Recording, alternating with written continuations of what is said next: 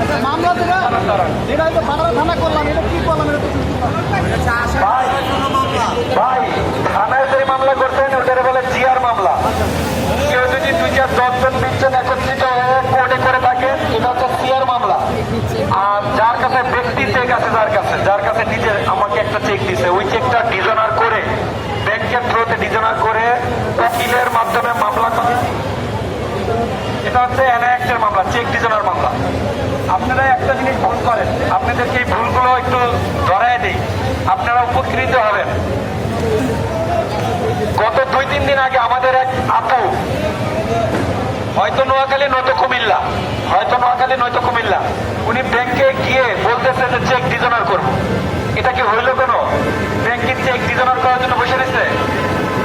আমি টাকা পাওয়ার উদ্দেশ্যে চেক জমা দিব। কথাটা কি হবে?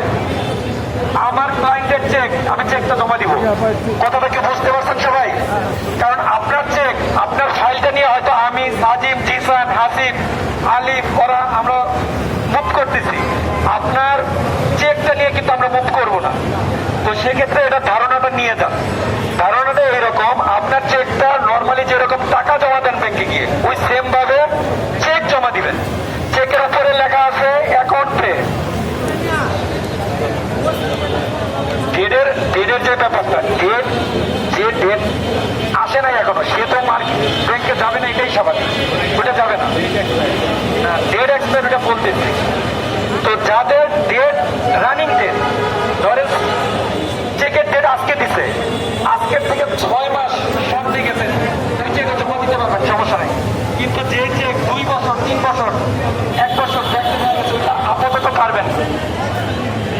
আপাতত পারবেন না। 6 মাসের উপরে চেক ডেট ফেল হয়েছে, ওই চেক জমা নিবে না।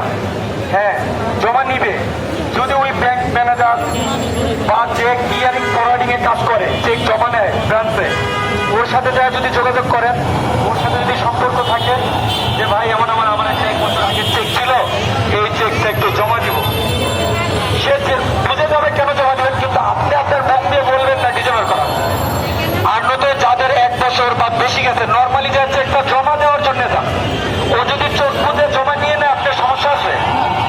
যদি কোনো কারণে জমা নিয়ে নেয়, কোনো সমস্যা নেই, ওটা ডিজনার হয়ে আসবে। কোনো কারণে যদি জমা না নেয়, সেক্ষেত্রে সম্পর্কের দরকার। ওই ব্যাংকের ম্যানেজার অথবা ক্লিয়ারিং ফরওয়ার্ডিং এর যে আছে, ওর সাথে হায়ালো করেছে, ভাই আমি চেকটা ডিজনার করতে চাইতেছি, আর জমা দিতে চাইতেছি, এই অবস্থা। সে হয়তো নাও নিতে পারে, বলতে পারলে অবশ্যই নিবে। যদি এইরকম ডাচ বাংলা ব্যাংকের কারো ব্যক্তিগত অ্যাকাউন্ট, যেই নামে চেক দিচ্ছে জাস্টক, তাদের ডাচ বাংলা ব্যাংকে যদি কোনো অ্যাকাউন্ট থেকে থাকে, আবার বলতেছি ডাচ বাংলা ব্যাংকে যদি কোনো অ্যাকাউন্ট থেকে থাকে, তাদের চেকের ডেট যদি 1 বছর বা তারও বেশি গিয়ে থাকে, তারা পার্সোনালি আমার সাথে যোগাযোগ করবেন। কারণ ডাচ বাংলা ব্যাংকের সাথে আমার ব্যবসায়িকভাবে এদের সাথে ভালো সম্পর্ক। যদি কারো চেক 1-1.5 বছর বা 2 বছরের চেকগুলো রিসিভ না করতে চায়, সেক্ষেত্রে আমি চেষ্টা করবো যাতে আপনাদের চেকগুলো ডিজনার করে আইনে দেওয়া যায়। ঠিক আছে? এই যে